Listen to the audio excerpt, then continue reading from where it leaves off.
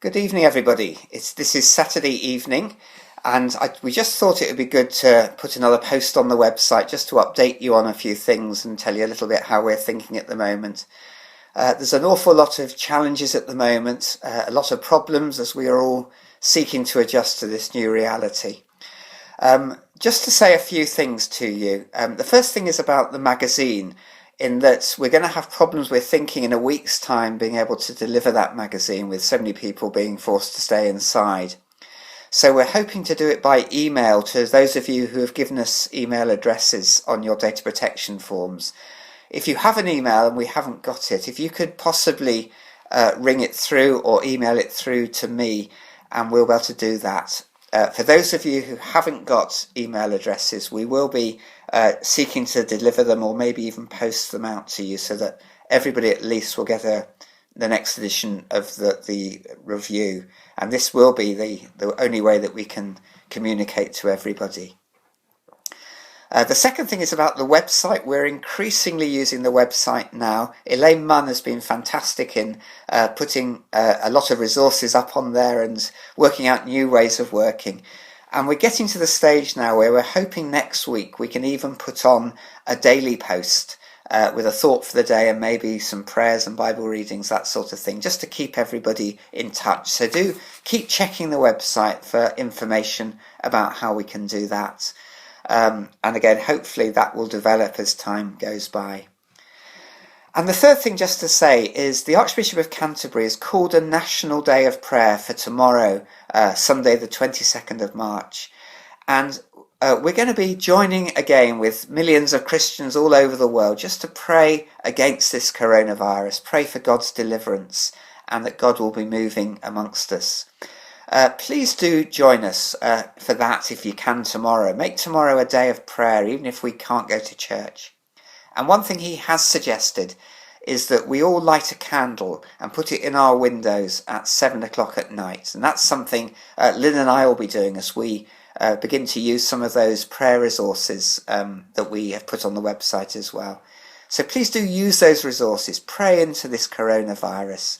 And hopefully, again, God will be moving mightily. As I said, it is a difficult time and there's so much anxiety around at the moment. People are really struggling in so many different ways. But do remember there are opportunities as well.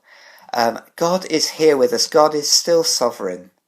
There's a lovely psalm I'd encourage you to read, Psalm 46, which begins, God is our strength and refuge, our present help in trouble.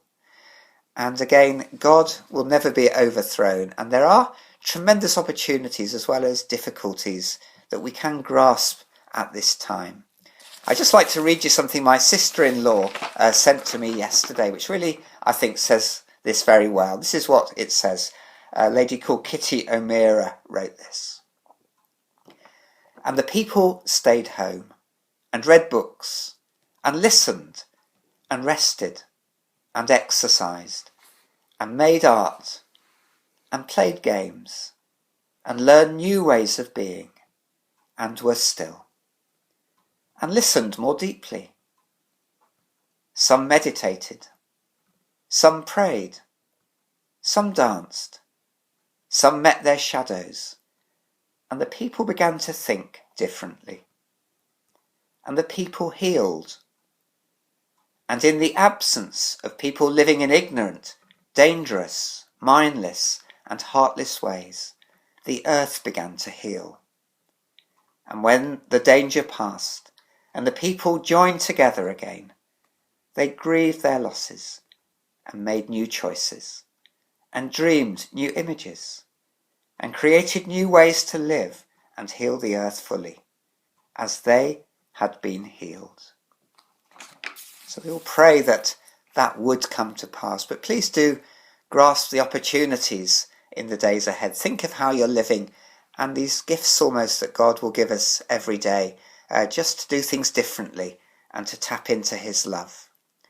That same psalm, Psalm 46, has another verse in it which says, be still and know that I am God.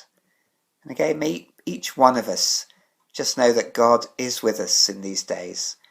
God is working for our good. God is loving us and caring for us. And may God just continue to bless you.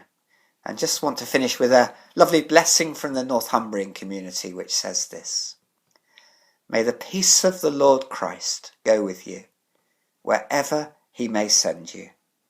May he guide you through the wilderness, protect you through the storm. May he bring you home rejoicing at the wonders he has shown you. May he bring you home rejoicing once again into our doors. So Lynn and I are thinking of you. Keep safe, and may God bless you in the days ahead.